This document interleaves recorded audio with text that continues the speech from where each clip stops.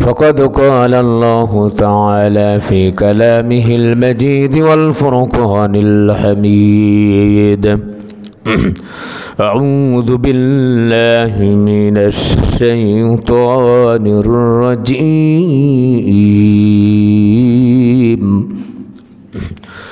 بسم الله الرحمن الرحيم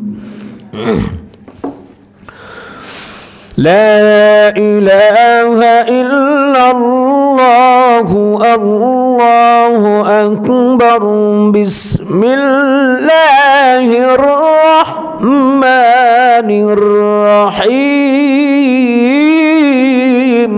الله أكبر فخلف من بعدهم خلف أضاعوا الصلاة واتبعوا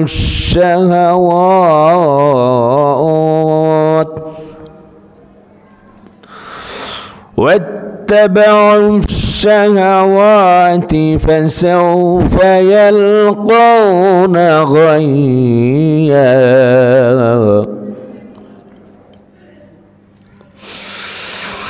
إلا من تاب وآمن وعمل صالحا فأولئك يدخلون الجنة ولا يظلمون شيئا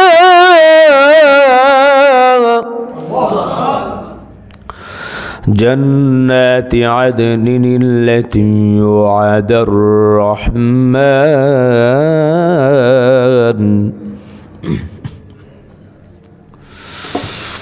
ولا يظلمون شيئا جنات عدن التي وعد الرحمن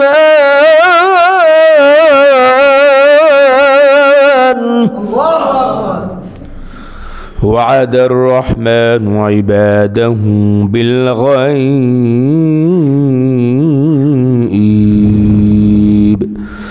إنه كان وعده مأتيا قال النبي رسول الله صلى الله عليه وسلم يا أيها الناس توبوا إلى الله واستغفروا فإني أتوب اليوم 100 مرة رواه النسائي. وقال الله تعالى في شان حبيبه ومحبوبه ومعشوقه مخبرا وآمرا إن الله وملائكته يصلون على النبي يا أيها الذين آمنوا صلوا عليه وسلموا تسليما اللهم صل على محمد وعلى آل محمد كما صليت على إبراهيم وعلى آل إبراهيم إنك حميد مجيد اللهم بارك على محمد وعلى آل محمد كما باركت على إبراهيم وعلى آل إبراهيم إنك حميد مجيد اب سلطان مدینہ محبت السکینہ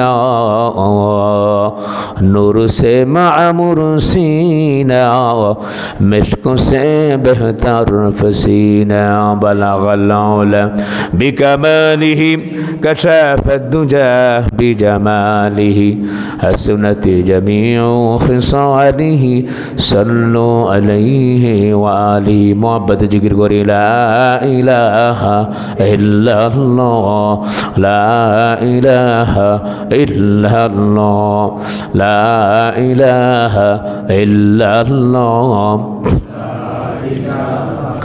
لا الہ الا اللہ محمد رسول اللہ সাল্লাল্লাহু আলাইহি ওয়াসাল্লাম। আলহামদুলিল্লাহ। উপস্থিত ঐতিহ্যবাহী বাইতুন জামে মসজিদ কমিটির সম্মানিত সদস্যবৃন্দ, আমার চোখের মণি মাথার তাজ হযরত উলামা ইকরাম হুফাজ ইকরাম, দূর দূরান্ত থেকে এলাকা থেকে আগত কোরআন পিপাসুক হাদিস পিপাসুক সম্মানিত দ্বীনি ভাইয়েরা, পর্দার অন্তরালের মুহতারামা মা ও বোনেরা, আমরা আল্লাহ সুবহানাহু ওয়া তাআলার দরবারে অসংখ্য অগণিত শুকরিয়া জ্ঞাপন করছি যে আল্লাহ সুবহানাহু ওয়া তাআলা আমাদেরকে করম করলেন, রহম করলেন, দয়া করলেন, অনুগ্রহ করলেন, ভালোবাসলেন। ভালোবেসে আল্লাহ সুবহানাহু ওয়া তাআলা পবিত্র জুমাবার এশার নামাজ বা জামাতের সহিত আদায় করার তৌফিক দিলেন। আমরা সকলে বলি আলহামদুলিল্লাহ। আল্লাহ সুবহানাহু ওয়া তাআলা নামাজের পরে নবী করিম সাল্লাল্লাহু আলাইহি ওয়াসাল্লামের বিস্ময়কর মুজিজা পবিত্র কুরআন মাজিদের তাফসীর শোনার জন্য আল্লাহ পাক আবার সময়কে আমাদেরকে অতিবাহিত করার তৌফিক দিলেন। সূরা মারইয়ামের 59 থেকে 63 নম্বর আয়াতের তাফসীর আল্লাহ রাব্বুল আলামিন শ্রবণ করার তৌফিক এনায়েত করলেন।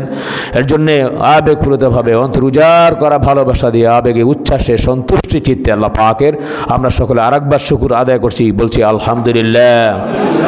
আরেকবার বলছি আলহামদুলিল্লাহ। আল্লাহ পাক আমাদের সকলকে যতক্ষণ ধরে শুনবো আমলের নিয়তে শোনার তৌফিক দান করেন ইনশাআল্লাহ। সকলে বলে আমিন। কারণ আল্লাহ তাআলা বলছেন ওয়াযাক্কির ফাইন্না যিকরা তানফাউল মুমিনিন, হে নবী আপনি নসিহত করেন, নসিহত করলে মুমিনদের উপকার হবে ইনশাআল্লাহ। তো পবিত্র কোরআন মাজিদ হচ্ছে এটি একটি আল্লাহ সুবহানাহু ওয়া তাআলা থেকে নাজিলকৃত একটি কিতাব। আদবের সহিত আমাদেরকে শুনতে হবে, বেয়াদবি করা যাবে না, এদিক ওদিক তাকানো যাবে না, নিচের দিকেও না। নিচের দিকে তাকালে ঘুম এসে যাবে ইনশাআল্লাহ। এই মসজিদ থেকে বের হয়ে যাবেন, দেখবেন যে কোনো ঘুম নাই, এখনই আসবেন দেখবেন যে ঘুমে, কারণ চারুদিক থেকে এই কোরআনের মজলিসটাকে ফেরেশতারা বেষ্টনী দিয়ে দাঁড়িয়ে রয়েছে একেবারে আকাশ পর্যন্ত, একজনের উপর আরেকজন এরকমভাবে দাঁড়িয়ে তারা আল্লাহ সুবহানাহু ওয়া তাআলা তাদের সাথে আলাপ করতেছে যে এই লোকগুলোর কি কোনো কাজ নেই? এটা হাদিসের কথা, বানোয়াটি কথা না কোনো। তো তারা এখানে কেন বসে আছে? কোরআনের মহব্বতে, কোরআনের আজমতের দিকে খেয়াল করে। তারা কি চায়? আল্লাহ তাআলা, তারা তো পরকালের পুরস্কার চায়, জান্নাত, এবং তাদের গুনাহ মাফ চায়। আল্লাহ তাআলা বলেন যে তাদের গুনাহ আমি মাফ করে দিলাম। তাহলে বড় একটা নাজ, বড় একটা নিয়ামত। যাই হোক, আমি মোটামুটি আজকে বেশি সময় নেব না। আমার এরপরে একটা প্রোগ্রাম আছে, হয়তো আপনারা জানেন, জিলপার যুবকদের উদ্যোগে একটা মাহফিল আছে, সেখানে ইনশাল্লাহ আমার যেতে হবে। সেখানে চিফ গেস্ট হিসাবে ইনশাল্লাহ আছে, এর কি অবস্থা। তো যতক্ষণ আমরা শুনবো ইনশাআল্লাহ আল্লাহ রাব্বুল আলামিন আমাদেরকে একেবারে শেষ দোয়া পর্যন্ত, মুনাজাত পর্যন্ত আল্লাহ পাক থাকার তৌফিক দান করেন। আমরা বলি আমিন। আসেন আমরা চিরচরিত অভ্যাস অনুযায়ী আল্লাহর কাছে আমরা আশ্রয় চেয়ে নিই। সকলেই আমরা পড়ছি আউযু বিল্লাহি মিনাশ শাইতানির রাজীম, বিসমিল্লাহির রাহমানির রাহিম। فخلف من بعدهم خلف أضاعوا الصلاة واتبعوا الشهوات فسوف يلقون غيا। জোরে আল্লাহু আকবার। আল্লাহ রাব্বুল আলামিন বলছেন فخلف من بعدهم خلف, এরপরে অপদার্থ যারা রয়েছে তাদের স্থলবর্তী হয়। আদাউস সালাহ, তারা নামাজকে বিনষ্ট করে। ওয়াত্তাবাউস শাহাওয়াত, ভোগ বিলাসে মত্ত হয়। ফাসাউফা ইয়ালকাউনা গাইয়া, অতএব তারা অচিরেই কুকর্মের শাস্তি তারা দেখতে পাবে। আমরা জোরে বলি নাউযুবিল্লাহি মিন যালিক। সম্মানিত ভাইয়েরা আমার, এর পূর্বে আমরা যে তাফসীর শুনছিলাম সূরা মারইয়ামের, সেখানে আল্লাহ সুবহানাহু ওয়া তাআলা অগণিত পয়গম্বরের সিফাত গুণাবলী বর্ণনা করেছিলেন। হযরত ইব্রাহিমের সিফাত গুণাবলী আমরা শুনেছি, জাতির পিতা মিল্লাতে আবিকুম ইব্রাহিম। এরপরে আল্লাহ সুবহানাহু ওয়া তাআলা হযরত ইদ্রিস আলাইহিস সালামের যে ঘটনা আছে সেটাও আমরা শ্রবণ করেছি। আল্লাহ রাব্বুল আলামিন কীভাবে তাকে সম্মানের সহিত উপরে উঠিয়ে নিলেন, সাথে সাথে আমরা অন্যান্য আরও নেক আমলের কথা শুনেছি। তো আজকে আল্লাহ সুবহানাহু ওয়া তাআলা নতুন করে যারা বর্তমান আছে তাদের ব্যাপারে বলতেছে যে আস্তে আস্তে করে যে যুগটা আসতেছে, তারা কি করতেছে? নামাজকে তারা বিনষ্ট করতেছে। যারা বলেন নাউযুবিল্লাহ। ভোগ বিলাসে তারা মত্ত হয়। অচিরেই তারা তাদের এই যে কুকর্ম আছে, তারা সেই যে নামাজ যে পড়লো না, আর তারা যেরকমভাবে অশ্লীল কাজগুলিকে লিপ্ত থাকলো, মত্ত থাকলো, তো অচিরেই তারা শাস্তি তারা ভোগ করবে। জোরে বলেন নাউযুবিল্লাহ। সম্মানিত ভাইয়েরা আমার, নামাজ যারা পড়ে না তাদের শাস্তি কি? নবী করিম সাল্লাল্লাহু আলাইহি ওয়াসাল্লাম যখন মেরাজের সময় জাহান্নাম যখন তিনি নিজের চোখে যখন তিনি দেখলেন, প্রত্যক্ষদর্শী যখন তিনি ছিলেন, নবী করিম সাল্লাল্লাহু আলাইহি ওয়াসাল্লাম বললেন, এক হতভাগা সম্প্রদায়ের তাদের সামনে দিয়ে আমি যাচ্ছিলাম। তাদের অবস্থা এমন ছিল,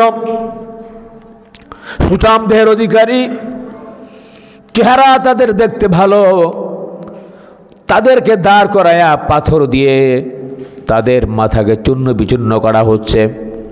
আর এমনিভাবে যখন চূর্ণ বিচূর্ণ করা হয়, একটা গাড়ির ভিতরে অনেক সময় দেখেছেন মাথার ভিতরে যদি গাড়ির চাকা চলে যায়, এমন অবস্থা হয় ঘিলু এক জায়গায়, মগজ এক জায়গায়, এরকমভাবে যেমনিভাবে পড়ে থাকে।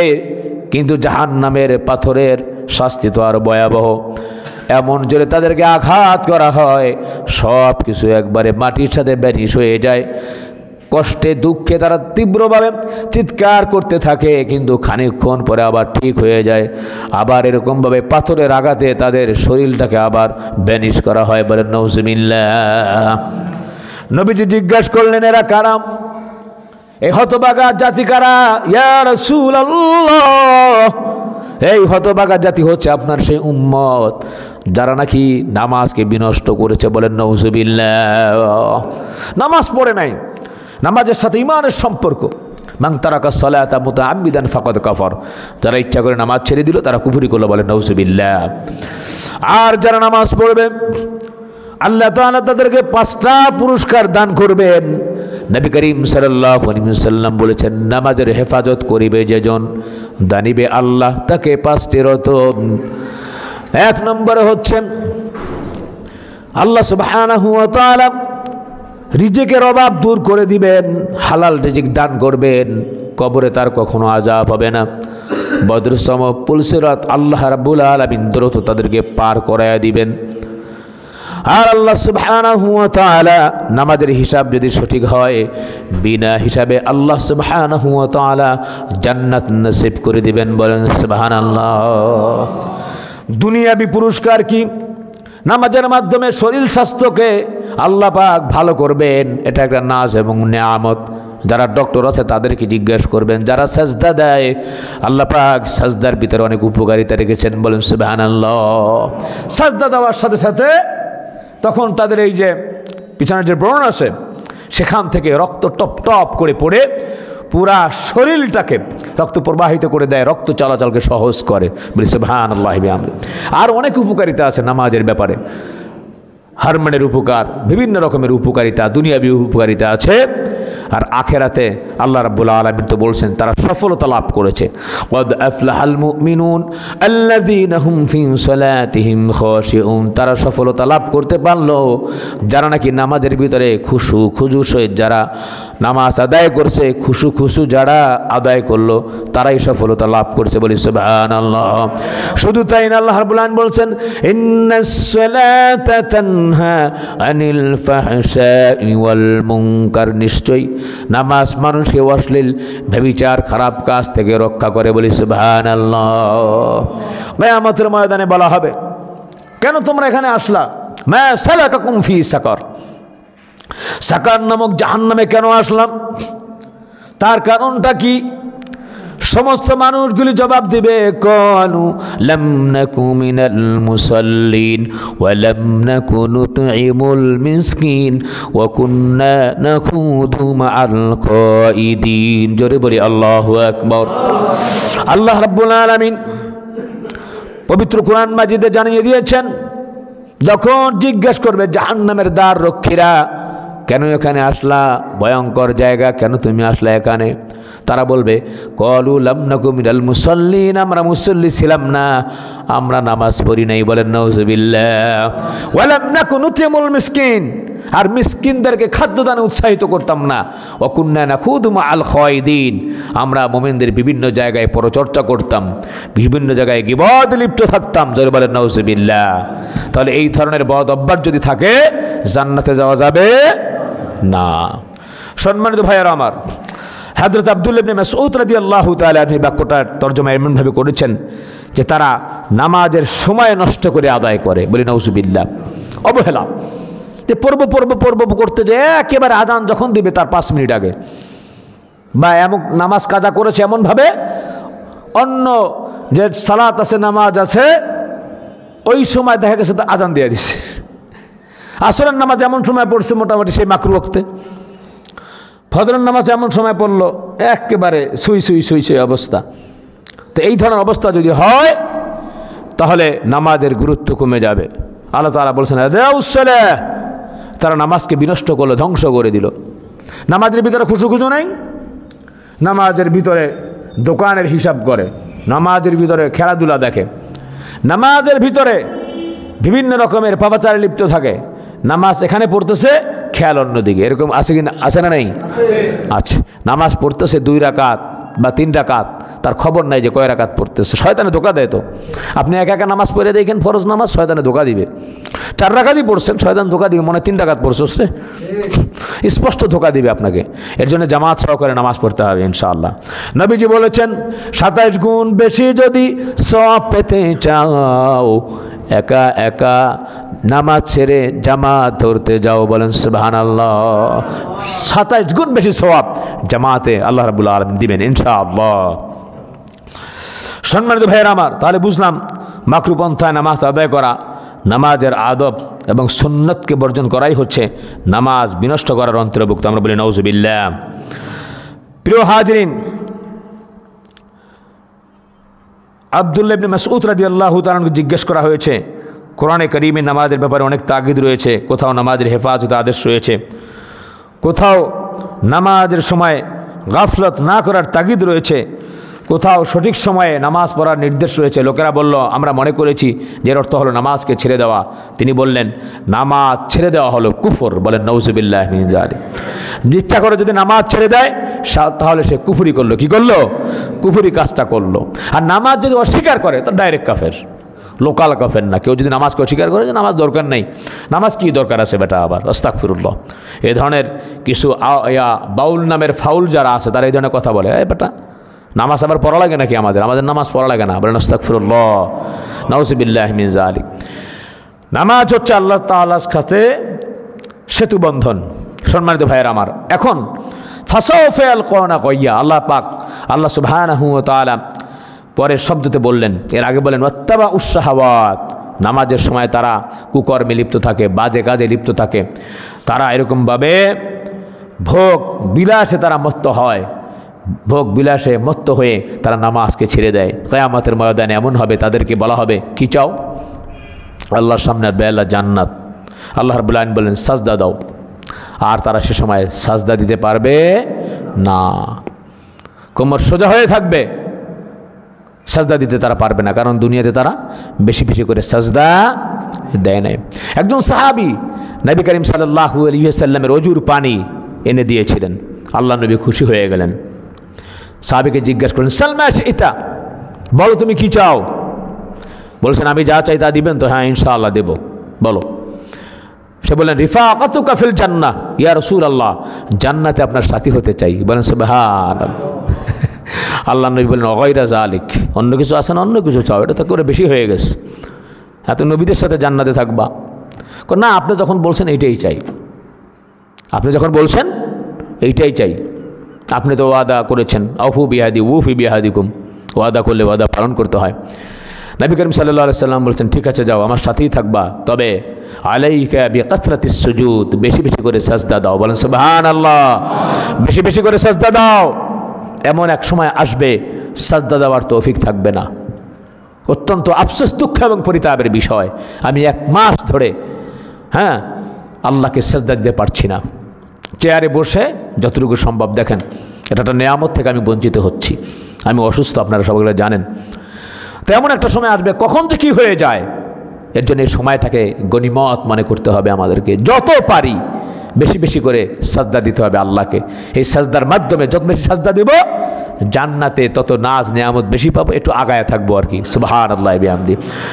নাইলে বাঙালি যারা আছে, আমরা মুসলমান যারা আছি, একে দুনিয়াতে তো আফসোস করি, দুনিয়াতে আফসোস করে, হ্যাঁ রে, অনেক আফসোস করে অনেকে। কি করলাম ঢাকা শহরে আইসা, 5,000 টাকা দিয়ে জায়গা হাত দিল, এখন যদি কিনতাম 5 কোটি টাকা দাম হইতো, কি করলাম রে। কি আফসোস আছে না নাই? অনেকে আফসোস করে, আমার বাবাও আফসোস করে। আমরা যখন গুলশানে ছিলাম, কি করলাম, এরকম আফসোস করে না? জান্নাতে গেলে আফসোস করবে, কি করলাম। হুজুররা তো বলছিল, আরে আর একটু সেজদা বেশি দিলেই তো একেবারে বাস জান্নাতুল ফেরদাউসে ঢুকতে পারতাম, অন্য নর্মাল জান্নাতে যাওয়া লাগতো না, ভিআইপিতে থাকতাম। কি করলাম রে, আরে ওই যে সাহাবীদের সাথে থাকতাম। কি করলাম, আরে নবীদের সাথে ভিআইপি জান্নাতে থাকতাম। সুবহানাল্লাহ বিহামদি। হাফেজদের সাথে থাকতাম, আলেমদের সাথে থাকতাম।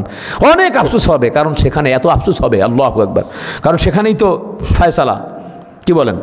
সারা জীবনের যত নেক আমল আছে একত্রিত করা হবে, সেখানে যে যেরকম করবে সেখানে সেদিনভাবে দেওয়া হবে। আল্লাহ তাআলা বলেছেন ওয়া ইন্নামা তুওয়াফাউনা উজুরাকুম ইয়াউমাল কিয়ামা ফামান যুহজিহা আনিন নার ওয়া উদখিলাল জান্নাতা ফাকাদ ফাজ। জোরে বলি আল্লাহু আকবার।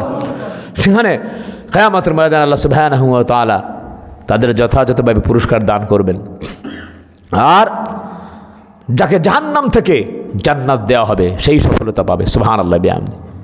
এর জন্য আল্লাহ রাব্বুল আলামিন আমাদেরকে দুনিয়া ও আখিরাতের জন্য সফলতা দান করেন, আমরা বলি আমিন।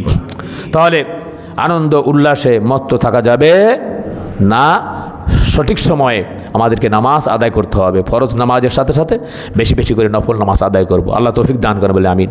নফল নামাজ অনেকে আগায় যাবে।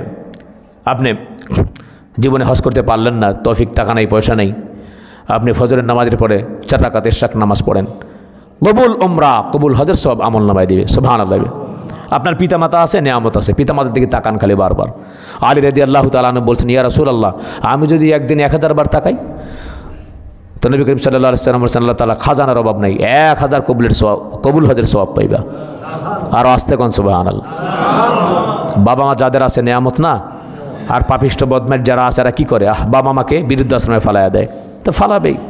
তারা এখন চোখের পানি ছেড়ে কান্না করতেছে, ওই যে কোরআন হাদিস পড়ায় নাই, কোরআন পড়ায় নাই, সুন্নাহ পড়ানোর জন্য এই অবস্থা। কোটি কোটি টাকা খরচ করে চার্টার্ড অ্যাকাউন্টেন্ট বানাইছে, অ্যাডভোকেট বানাইছে, ব্যারিস্টার বানাইছে। হায় হায়, পেনশনের টাকাগুলি শেষ পর্যন্ত সন্তানের জন্য দিয়ে দিয়েছে। এরপরে সন্তান কি চেনে না, ওল্ড হাউস সেখানে ফালায়া, কেউ আমেরিকা আছে, কেউ কানাডা আছে, হ্যাঁ, নিজের বাড়িটারি বিক্রি করে এখন আর বাবাকে চিনে না। এমন আছে না আমাদের সমাজে? আছে। জাহাঙ্গীরনগর ইউনিভার্সিটির একজন ভাইস চ্যান্সেলর সম্ভবত, সে চোখের পানিগুলো ছেড়ে দিয়ে এই কথাগুলি বলছিল যে আমার ছেলেকে আমি শেষ যে সম্বল ছিল সেটাও দিয়েছি, ব্যবসা করবে, আজকে আমার এই জায়গায়। আল্লাহু আকবার। এমন হয়। এর জন্যে দুনিয়াতে ভালো থাকতে হলেও কোরআন এবং সুন্নাহ শিক্ষা দিতে হবে সন্তানদেরকে, ঠিক কিনা বলেন? নামাজ ধরিয়ে দিবেন, তাহলে আলহামদুলিল্লাহ তারা আপনার মর্ম, আপনার শ্রদ্ধাবোধ, আপনার ব্যক্তিত্ব, আপনার কি মান মর্যাদা তারা বুঝবে ইনশাআল্লাহ। এরপর আল্লাহ তাআলা বলেছেন, ফাসাফাল কোনা গাইয়া, যারা এই ধরনের কাজগুলি করবে তাদেরকে গাইয়া নামক জাহান্নামের ভিতরে ফেলে দেওয়া হবে। সেটা জাহান্নাম থেকে আরো ভয়াবহ। আল্লামা বাগবী রাহমাতুল্লাহ আলাইহি বলেছেন, ওয়াহাব ইবনে মুনাব্বা রাহমাতুল্লাহ আলাইহি বলেছেন, গাইয়া শব্দটি দোজখের একটি গভীর গর্তের নাম। দোজখ তার থেকে প্রতিদিন আশ্রয় চায় এবং পানাহ চায়। বলেন নাউজুবিল্লাহ।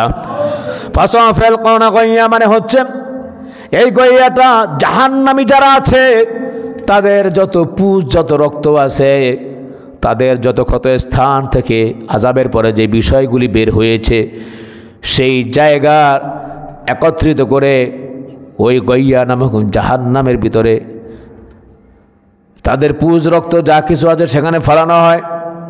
ওইটা এমন দুর্গন্ধ, এমন শাস্তির জায়গা, সেই জায়গায় জাহান্নাম আছে, অন্য অন্য যে দোজখ আছে, শাস্তি আছে, যে বিষয়গুলি আছে, তারাও এই গইয়া থেকে পানাহ চায়। বলি নাউজুবিল্লাহ। তাহলে আল্লাহ তাআলা বলছেন, ফাসাফাল কোনা গাইয়া, তাদেরকে সেই গইয়া নামক জায়গায় ফেলে দেওয়া হবে। জোরে বলি নাউজুবিল্লাহ। সেখানে পানির বদলে পুষ আর রক্ত প্রবাহিত হয়। কাপ রহমতুল্লাহ বলেছেন, গইয়া হলো জাহান্নামের ভিতরের অত্যন্ত উত্তপ্ত স্থান। জোরে বলি নাউজুবিল্লাহ। আল্লাহ পাক আমাদেরকে জাহান্নামের আগুন থেকে হেফাজত করেন, আমরা বলি আমিন। এরপর আল্লাহ সুবহানাহু ওয়া তাআলা বলছেন, জাহান্নাম থেকে মুক্তি পাওয়ার পথ কি আছে? এই গইয়া নামক জাহান্নামে যে একটা শাখা, জাহান্নাম যার থেকে, দোজখ যার থেকে আশ্রয় চায়, আমরা কি সেখানে যেতে চাই? বলেন যেতে চাই?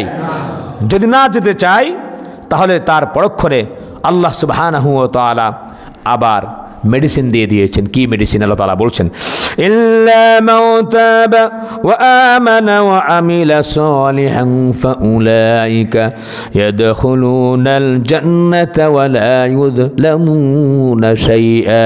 জোরে বলি আল্লাহু আকবার।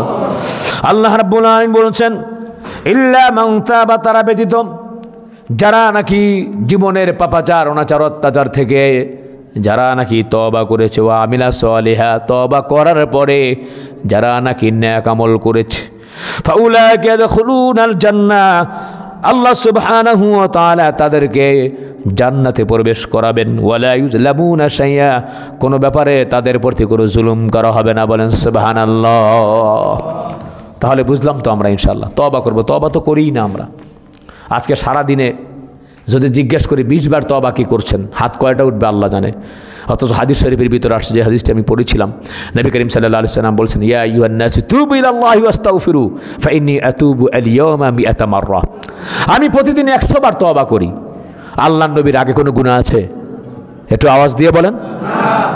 পরে, পিছে, সামনে সমস্ত ত্রুটি আল্লাহ ক্ষমা করে দিয়েছেন, বলেন সুবহানাল্লাহ। আর পয়গম্বররা মাসুম হয়, আল্লাহর নবীর তো কোনো গুনাহ নাই, তার তো নিশ্চিন্তে আরামে থাকার কথা ছিল। কিন্তু নবী করিম সাল্লাল্লাহু আলাইহি ওয়াসাল্লাম প্রতিদিন ইস্তেগফার পড়তেন 100 বার মিনিমাম। ইন্নাহু কানা তাওয়াবা।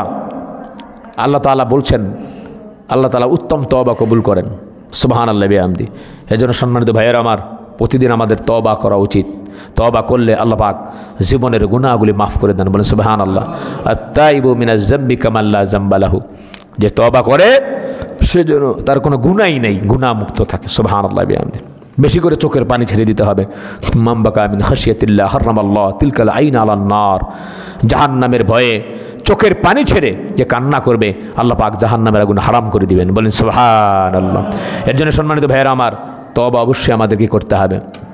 হাসান বসরি রাহমাতুল্লাহ আলাইহি সময়কার একটি চমৎকার ঘটনা। 70 বছর পর্যন্ত একজন মূর্তি পূজক, অগ্নি পূজক, আগুনের পূজা করত, মূর্তি পূজা করত।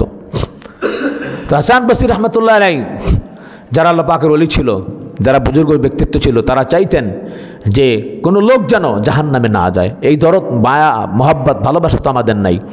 আমাদের পাশে যদি কোনো হিন্দু কলিগ থাকে, যদি খ্রিস্টান থাকে, তাদেরকে আমার দাওয়াত দিতে হবে ইসলামের জন্য।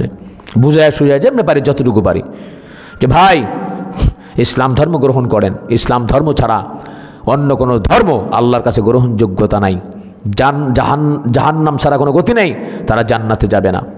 যেমনি পারেন আস্তে আস্তে করে তাদের সাথে সুসম্পর্ক করে, আর এটা হচ্ছে দেখি বাংলাদেশে আলহামদুলিল্লাহ হিন্দুরা মুসলমান হচ্ছে। তো সম্মানিত ভাইয়ের আমার, হাসান বসরি রহমতুল্লাহ আলাইহি তৎকালীন সময়ের ভিতরে শামউন নামে একজন অগ্নিপূজক ছিল। হাসান বসরি রহমতুল্লাহ আলাইহি আল্লাহর সাথে যাদের সুসম্পর্ক, আধ্যাত্মিক চেতনায় যারা উজ্জীবিত, যাদের অন্তর্চক্ষু খোলা, আল্লাহ সুবহানাহু ওয়া তাআলা তাদেরকে অনেক ক্ষমতা দান করেছেন। ব্যক্তিগত কোনো ক্ষমতা না, সব ক্ষমতা কার? জোরে বলেন, একটা আওয়াজ দিয়ে বলেন, কার? আল্লাহর। হাসান বসরি রাহমাতুল্লাহ আলাইহি বললেন, ভাই শামউন, 70 বছর পর্যন্ত তুমি আগুনের পূজা করলা। আগুনের সামনে তুমি এরকমভাবে পূজা করতে করতে, আগুনের তাপ খাইতে খাইতে তোমার চেহারাগুলি কালো হয়ে গিয়েছে, পুড়ে গিয়েছে, অনেক জায়গা ক্ষত হয়ে গিয়েছে। কি পাইলা? আমার মনে হয় তুমি অসুস্থ, শেষ সময় তোমার চলে এসেছে, বার্ধক্য অবস্থায় তুমি এসেছো। এখনো সময় আছে, তুমি ইমানদার হও, মুসলমান হয়ে যাও, ইসলাম গ্রহণ করো। আমি তোমাকে এক নিদর্শন দেখাই, তুমি আগুনের পূজা করো, এর জন্য মনে হয় তোমাকে আগুন ছেড়ে দিবে কিনা আমি জানি না। তোমার সামনে আমি দেখাচ্ছি, আল্লাহর নাম নিয়ে বিসমিল্লাহ বলে আমি আগুনের ভিতরে হাত দিব। আগুনের কোনো ক্ষমতা নাই, আমার পশম একটা জ্বালায়, পশম একটা স্পর্শ করে, বলেন সুবহানাল্লাহ। এই বলে হযরত হাসান বসরি রহমাতুল্লাহ আলাইহি, আপনি আবার দেখাইতে যাইয়েন না, আমরা রাত পুইরা যাব। বলে হুজুরের কাছে শুনছি যখন, আমল রাজকি করে এলাই। হ্যাঁ, আহা, কারামত আলী জানপুরি সাহেব রহমতুল্লাহ আলাইহি, ওনার কথা শুনেছি, যেরকমভাবে ফু দিতেছে সবাই, আর ফু নিতে গেছে আর কি, সবাই পানি নিয়ে গেছে, পানির বোতল অনেক দূরে, সিরিয়ালে গেছে, তোমরা একসাথে দাঁড়াও, অসুবিধা নেই। তো তিনি ফু দিছেন। হিন্দু লোক একজন বলতেছে, হুজুর আমার এটার ভিতরে ফু পৌঁছায় নাই, আমি দূরে আসছিলাম। বলছে, না বাবা খাও, অসুবিধা নেই, হয়ে যাবে ইনশাআল্লাহ। আল্লাহু আকবার। তাদের চোখ, কান, আহা, সব কিছু সুদমুক্ত ছিল, হারাম মুক্ত ছিল, মিথ্যা মুক্ত ছিল। আর আমরা তো মিথ্যায় জর্জরিত, নাউজুবিল্লাহ মিন যালিক। তো আমাদের মুখ আর তাদের মুখ তো এক না, আমাদের কথা তাদের কথা তো এক না, আমাদের আমল আর তাদের আমল তো এক না। আমরা তো এমন একটা জিহালাতের জামানায় আছি, নিচের দিকে তাকাইলে গুণা, উপরের দিকে তাকাইলে গুণা, পাশে তাকাইলে গুণা, এমনি তাকাইলে গুণা। হ্যাঁ, বাচ্চা যাবেন, স্টিমারে যাবেন, সেখানে যাবেন, কানের ভিতরে গুণা। গান বাদ্য ছাড়া, ভয়পানা, অশ্লীলতা ছাড়া এখন আর কিছুই নাই। প্রায় এরকমভাবে আমরা গুনায় জর্জরিত হচ্ছি। আল্লাহ আল্লাহ আল্লাহ, সেই যুগটা চলে আসছে যে জ্বলন্ত কয়লা রাখলে যেভাবে কষ্ট, মোমেনদের ইমান ঢাকা সেরকম কষ্ট এই যুগটাই চলতেছে। তো তিনি এরকমভাবে আমি শুনেছি, তো সামনে আসছে, ফু দিছেন, গেলাসটার সাথে সাথে ঠাস করে গরমে ফাইটা গেছে। বলি সুবহানাল্লাহ।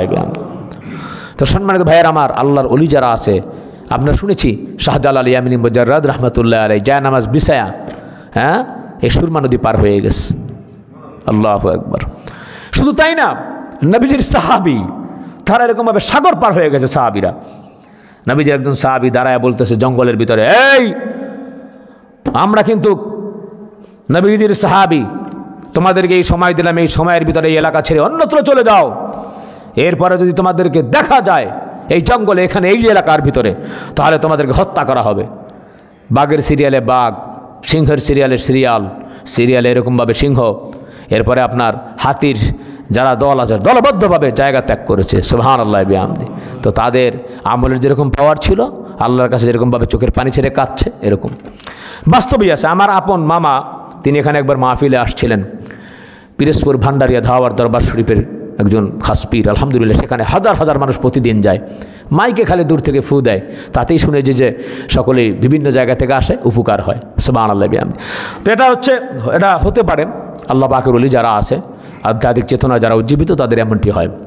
হযরত হাসান বসরি রহমতুল্লাহ আলাইহি তিনি বললেন, আমার সাথে সাথে সকলেই বলেন বিসমিল্লাহির রহমানির রহিম বলে যখন হাতটা দিল, সামুন দেখতে পাইল, হায় হায় আমার চেহারা তো কালো হয়ে গেছে, আগুনের তাপ আমি সহ্য করতে পারি না। 70 বছর ধরে আগুনের পূজা করলাম, কোনো লাভ হইল না। খোদা প্রেমের আভা তার ললাটে জাগ্রত হলো, তিনি দেখতে পাইল হাসান বসরি একটা পশম আগুনে পোড়াইতে পারছে না। বলেন সুবহানাল্লাহ। চিৎকার করে কান্দে, চোখের পানিগুলো ছাইনা দিয়ে সামুন, ও হাসান বসরি, কত আমাকে দাওয়াত দিছিলা, মুসলমান হওয়ার জন্য বলছিলাম, আমি তো এমনিভাবে কথাগুলি মানি নাই। এখন তো আমার বেশি সময় নাই, কিছুক্ষণ পরে দুনিয়া থেকে বিদায় হয়ে যাব। আমি তো জীবনে কোনোদিন নামাজ রোজা করি নাই, আমার আল্লাহ কি আমাকে মাফ করবে? আয়াত শুনাইয়া দিলেন, ইল্লা মান তাবা ওয়া আমানা ওয়া আমিলা আমালান সালিহা ফাউলাইকা ইউবাদদিলুল্লাহু সাইয়্যাতিহিম হাসানাত। তওবা করে ঈমান এনে যারা ভালো করিবে, আল্লাহ তাআলা খারাপ আমল ভালো জানিবে। বলেন সুবহানাল্লাহ। ও সামুন, দুনিয়াতে সময় আছে, তুমি তওবা করো, আল্লাহ রাব্বুল আলামিন জীবনের গুনাহগুলি ক্ষমা করে দিয়ে জান্নাত উপহার দিবেন। বলেন সুবহানাল্লাহ। সামুন কয়, আমি বিশ্বাস করি না, তুমি যদি একটা কাগজে লেখা দাও, তোমার সিগনেচার দিয়ে দাও, তাহলে আমি বিশ্বাস করবো। বলে আচ্ছা ঠিক আছে, আমি লেখা দিই। তাড়াতাড়ি লেখা দিল এরকমভাবে। হাসান বসরিকে বলল, দেখো আমি যে সময় বিদায় হয়ে যাব, তুমি আমার জানাজা পড়াবা, আমার জানাজা পড়াইয়া আমার কাফনের ভিতরে, হাতের ভিতরে এই চিরকুটটা দিয়া দিবা। বলেন সুবহানাল্লাহ। হাসান বসরি তৈরি করে দুনিয়া থেকে বিদায় হওয়ার পরে জানাজা পড়াইয়া ঠিকই তেমনিভাবে দিয়া দিলেন। কিন্তু হাসান বসরি হঠাৎ করে বুঝলেন না, যখন এরকম সন্ধ্যা হয়ে গেল, আর তিনি আল্লাহু আকবার করে চিৎকার দিতেছেন, হায় আল্লাহ, আমি নিজেই জান্নাতে যাব না জাহান্নামে যাব আমি জানি না, আর একজনের ব্যাপারে হাতের ভিতরে চিরকুটে লিখে দিলাম, আল্লাহ তোমাকে ক্ষমা করে দিবে, সেটা কেন আমি করলাম? হায় হায় কেন করলাম? আমি তো মনে হয় ঠিক করি নাই। রাতে চিন্তা করতে করতে ঘুমায় গেল। ঘুমের ভিতরে হাসান বসরির সাথে শামউনের দেখা হয়ে গেল। বলেন সুবহানাল্লাহ। স্বপ্ন যোগে শামউনের সাথে দেখা। হাসান বসরি বললেন, আল্লাহ তোমার সাথে কেমন ব্যবহার করেছেন? বলছেন, ও হাসান বসরি, তোমাকে যে কি ধন্যবাদ দিব আমি জানি না।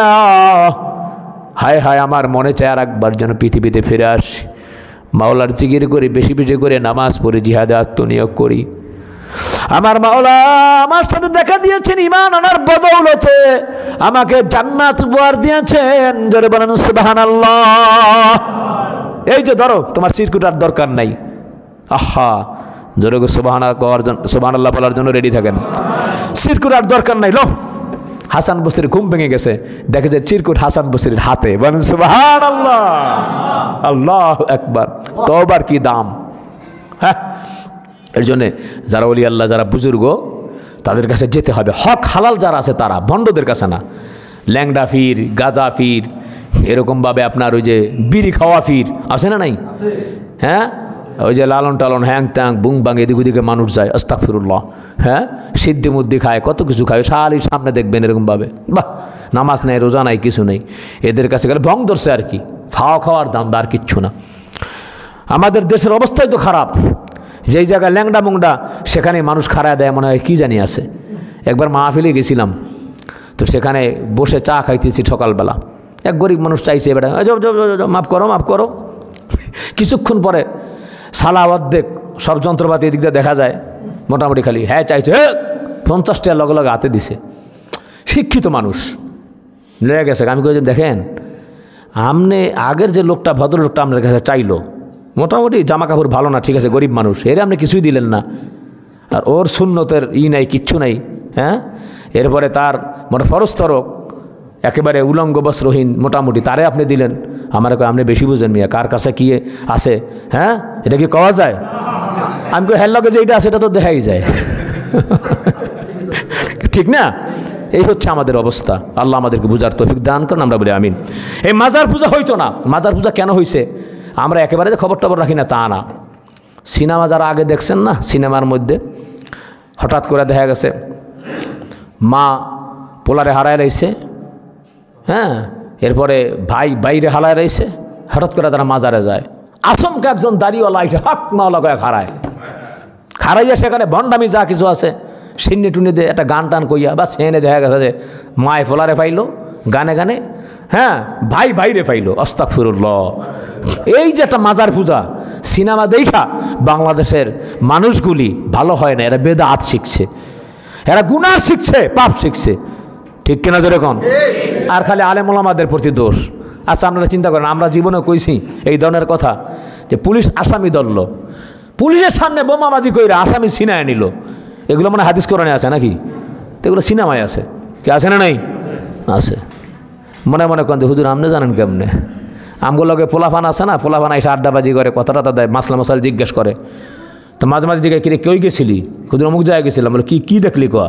ওই সেইভাবে জানি আর কি, আমরা তো জীবনে কখনো কখনো যাই নাই। তখন বোঝা গেল ফাঁসা ফেল কনা কইয়া পাপাচার, অনাচার, অত্যাচার, অশ্লীলতা আমাদের বর্জন করতে হবে ইনশাআল্লাহ। তো ওই যে তওবা করার কারণে জীবন পরিবর্তন হয়ে গেছে, বলি সুবহানাল্লাহ। এর জন্য আমরা ভালো মানুষের কাছে যাব ইনশাআল্লাহ। সৎসঙ্গে, হ্যাঁ, অসৎসঙ্গে সর্বনাশ, সৎসঙ্গে সর্বনাশ। আল্লাহ পাক তৌফিক দান করেন, আমরা বলি আমিন। এখন আল্লাহ তাআলা বলছেন ইল্লা মান তাবা ওয়া আমানা, যারা নাকি তওবা করে ঈমান আনবে, আল্লাহ রাব্বুল আলামিন জীবনের গুনাহগুলি আল্লাহ সুবহানাহু ওয়া তাআলা তাদের গুনাহগুলি আল্লাহ পাক পরিবর্তন করে নেক আমলে আল্লাহ তাআলা বর্ধিত করে দিবেন, বলেন সুবহানাল্লাহ। আর আল্লাহ তাআলা বলছেন জান্নাত আদনিল্লাতি ওয়াদার রহমান, জান্নাত চিরস্থায়ী জান্নাত আল্লাহ তাআলা দিবেন। ওয়াদার রহমান ইবাদাহু বিল গায়ব, আর বান্দাদের জন্য আল্লাহ পাক অদৃশ্য অনেক নাজ নিয়ামতের কথা বলছেন। এক কথায় যা কিছু চাইব তাই আমরা পাবো, বলেন সুবহানাল্লাহ। সেখানে কোনো নাজ নিয়ামতের কোনো অভাব হবে না। ইন্নাহু কানা ওয়াদুহু মাতিয়া, নিশ্চয়ই ওয়াদা আল্লাহ রাব্বুল আলামিন পূরণ করে দিবেন, বলেন সুবহানাল্লাহ। এরপর আল্লাহ তাআলা বললেন সেই জায়গাগুলি কেমন হবে শোনো। লা ইয়াসমাউনা ফিহা লাগওয়ান ইল্লা সালামা ওয়া লাহুম রিজকুম ফিহা বুকরাতাও ওয়া আশিয়া, সেই জায়গাটা এমন হবে সেখানে কোনো ফালতু হাইতু কোনো কথাবার্তা শুনবে না, জোরে বলেন না সুবহানাল্লাহ। দুনিয়ার ভিতরে কিছু আছে, দেখেন মানুষ বিপদে থাকে খাজুরে আলাপ করে। এই যে অনেক সময় আমার, এই যে আমি অসুস্থ ছিলাম পাইকারি ধরে, আরে বেটা সকালবেলা ফজর পরে ফোন দেশকে, সারা রাত ঘুমাইতে পারি না এই পায়ের ব্যথায়, ফজরের পরে একটু ঔষধ খেয়ে তো ঘুমাইছি, দিল একটা ফোন। দুনিয়ার ভিতরে খালি ঝামেলা, হ্যাঁ, অহেতুক কথা, ফালতু কথা। অনেকে বলেন এরকমভাবে, মাঝে মাঝে বই দুনিয়া কী শুরু করছো, ঠিক না বেঠিক বলেন? ওই একজনের ধাক্কা ধাক্কি, গালাগালি, বকাবকি। আল্লাহ তাআলা বলছেন লা ইয়াসমাউনা ফিহা লাগওয়ান ইল্লা সালামা, সেখানে শান্তি ছাড়া অহেতুক কোনো কাজ, অহেতুক কোনো কথাবার্তা শুনবে না, বলে সুবহানাল্লাহ। জান্নাতের নাজ নিয়ামত। এরপর আল্লাহ তাআলা বললেন ওয়ালাকুম রিজকুহুম ফিহা বুকরাতাও ওয়া আশিয়া, সকাল বিকাল আল্লাহ সুবহানাহু ওয়া তাআলা উত্তম রিজিকের ফয়সালা করবেন, বলেন সুবহানাল্লাহ। কেমন রিজিক আল্লাহ তাআলা দিবেন? সেইখানে সারাবান তহুর আল্লাহ তাআলা দান করবেন, সেখানে ফল ফলাদি আল্লাহ রাব্বুল আলামিন দান করবেন। সম্মানিত ভাইয়ের আমার প্রিয় হাজিরিন, ফল ফলাদি এমন গাছ সেখানে থাকবে, গাছগুলি এমন থাকবে আপনি বলবেন আল্লাহ তাআলা এই ফলটা আমার খাইতে মনে চায়। কোরআনের আয়াত। ঠেস দিয়ে তারা এরকমভাবে বসবে, হ্যাঁ, পায়ের উপরে পা দিয়ে। বুর্জাল খলিফা হোটেল আর কিসের, সেখানে হেলান দিয়া যখন বসবে তখন সুন্দরী চোখ ধাঁধানো যাদের চেহারা, সারা জীবন দেখলেও তাদের, আমাদের তো বলছে যে জান্নাতে যে হুর দান করবেন 70 বছর তাকায় থাকবে। কত বছর? 70 বছর। সুবহানাল্লাহ বিহামদি। তাকায় থাকতে শুধু মনে চাইবে, এত সুন্দর আল্লাহ তাআলা বানাইছে তাদেরকে। তাদের ভিতরের শুভ্রতা, উজ্জ্বলতা তাদের শাড়ির বাইরে থেকে, কাপড়ের বাইরে থেকে দেখা যাবে। বলি সুবহানাল্লাহ। আমি একবার চিন্তা করছিলাম এটা কেমন লাগবে আবার হাড্ডি গুড্ডি যদি দেখা যায়। পরে আল্লাহ পাক আমাকে বুঝাই দিলেন। আমি গিয়েছিলাম কোথায় যেন, কোন বাসায় যেন, অ্যাকুরিয়ামে দেখলাম শিং মাছ, এত সুন্দর লাগলো আমার। আপনারাও দেখবেন হয়তো, এবার পাবেন সামনাসামনি। তার মাথাটা এত সুন্দর চকলেটের মতো, এবং চোখ দুটো অত্যন্ত সুন্দর, এবং পিছনের থেকে দেখলাম যে লেজের দিক দিয়া কাটা দেখা যায়, এত সুন্দর লাগে। তখন আমি মিলাইলাম, হ্যাঁ আল্লাহ সুবহানাহু ওয়া তাআলা যে বলছেন দেখা যাবে, তার আরও জান্নাতীদেরকে আরও আকর্ষিত করবে। বলে সুবহানাল্লাহ। এরকম নাজ নিয়ামত আল্লাহ তাআলা দান করবেন ইনশাআল্লাহ। সম্মানিত ভাইয়ের আমার প্রিয় হাজিরিন, তো সেখানে কি করবে? ঠ্যাঙের উপরে এরকমভাবে পাও দিয়া, ঠেস দিয়া আসে না, সাগর পারে যারা আছে ধনাঢ্য ব্যক্তি, শর্ট প্যান্ট পরে যায় না, ওরকমভাবে কত রকমের তারা জুস খায়, বৈশাট ওইশাট, হ্যাঁ, আর কত রকমের আড্ডাবাজি বিভিন্ন জায়গায় আছে। পৃথিবীর বিভিন্ন জায়গায় অনেকে যায়, মালদ্বীপ যায়, তারপরে সিঙ্গাপুর যায়, বিভিন্ন জায়গায় ঘুরতে ঘুরতে যায়, হ্যাঁ, মোটামুটি এরকমভাবে। তো জান্নাতীরা ওটা তো কিছুই না, জান্নাতীরা খালি অর্ডার দিবে, সামনে এরকমভাবে সুস্বাদু ফল গাছ থাকবে, তো বলবেন যে আমার তো ফল খেতে মনে চাচ্ছে, তো সেই ফল গাছ থেকে আওয়াজ আসবে, বলেন আপনি কিভাবে খাবেন, সামনে আসবে মুখের ভিতরে যে আপনি এই যে এখানে পেরে খান। বলে পেরে খাবো কেন? দুনিয়াতে কষ্ট করছে, এখন কি পায়রা খাওয়ার সময় আছে নাকি? হ্যাঁ, তো ঠিক আছে মুখের সামনে আসতেছি, আপনি এখন ধরে ওটাকে চেপে খান। বলে তাও না, মুখের ভিতরে ঢুকে যাবে অমৃত স্বাদ, আর খাইতে থাকবেন আর মজা লাগতে থাকবে। বলি সুবহানাল্লাহ। আল্লাহ তাআলা এই নিয়ামত দান করবেন সেখানে জান্নাতে ইনশাআল্লাহ। তিলকাল জান্নাতুল্লাতী নুরিসু মিন ইবাদিনা মান কানা তাকিয়া। এই পৃথিবীর ভিতরে যত জাহান্নামী আছে তাদের জন্য আল্লাহ তাআলা জান্নাত বানাইছেন। বলেন সুবহানাল্লাহ। বলতে কি কইলেন এটা? ওয়ালিল্লাযীনা কাফারু বিরাব্বিহিম আযাবু জাহান্নাম, জাহান্নামীরা চিরকাল জাহান্নামে থাকবে, এটা আবার কেমন কথা? হ্যাঁ, তাদের জন্য ছিল, ফিরাউনের জন্য জান্নাত ছিল, নমরুদের জন্য জান্নাত ছিল। এই জান্নাতগুলো কি হবে? এই জান্নাতের অধিকারী কে হবে? তারা তো জাহান্নামে যখন যাবে তাদের তো রাস্তা এরকম হলো, প্রত্যেকটা জাহান্নামীকে দেখানো হবে ভালো কাজ করতে, আর যদি ঈমান আনতা তাহলে এই জায়গা তোমার হতো, এই যে তোমার ঘর, আজকে এই ঘরের কাজগুলি করো না, ঈমান আনো না, এর জন্য তোমার জন্য জাহান্নাম। ওইটা কি হবে? জান্নাতে যারা থাকবে আল্লাহ রাব্বুল আলামিন উলাইকা হুমুল ওয়ারিসুন, সমস্ত জান্নাতীদেরকে আল্লাহ রাব্বুল আলামিন ওই জান্নাতগুলোর ওয়ারিস বানায় দিবেন। বলেন সুবহানাল্লাহ। নিজে তো পাবেই, আবার যে ওই যে কাফের কাট্টা কাফের বেঈমানগুলো যে যাইতে পারলো না, সেখান থেকেও আপনি মিরাস ওয়ারিস হিসাবে পাবেন। বলেন সুবহানাল্লাহ। তবে সেই ওয়ারিস পেতে হলে দুনিয়াতে কিছু বাবা আছে, দুনিয়াতে কিছু আত্মীয় স্বজন আছে, নিজের ভাইকে, নিজের বোনকে, নিজের সন্তানকে মিরাস থেকে বঞ্চিত করে, আছে না নাই? আছে এরকমভাবে। বর্তমান বাবাও করে, মাও করে, মেয়েদেরকে দিল না, ছেলেদেরকে দিল না, বা ছেলেকে দিল মেয়েকে দিল না, এমন হয় না। মিরাজ সঠিকভাবে আদায় করতে হবে, আলেমদের সাথে জিজ্ঞেস করে যে আমার সম্পদ এটা রয়েছে, আমার ছেলে মেয়ে এই কয়েকজন কে কীরকম পাবে, তারা হিসাব করে বলে দিবি ইনশাআল্লাহ, সেই অনুযায়ী মিরাজ দিবেন। কিয়ামতের ময়দানে আল্লাহ পাক আপনাকে ওই জান্নাতের মিরাজের অধিকারী করবেন। বলি সুবহানাল্লাহ। যা কিছু শুনলাম বুঝলাম অনুধাবন করে আল্লাহ রাব্বুল আলামিন আমল করার তৌফিক দান করেন, আমরা বলি আমিন।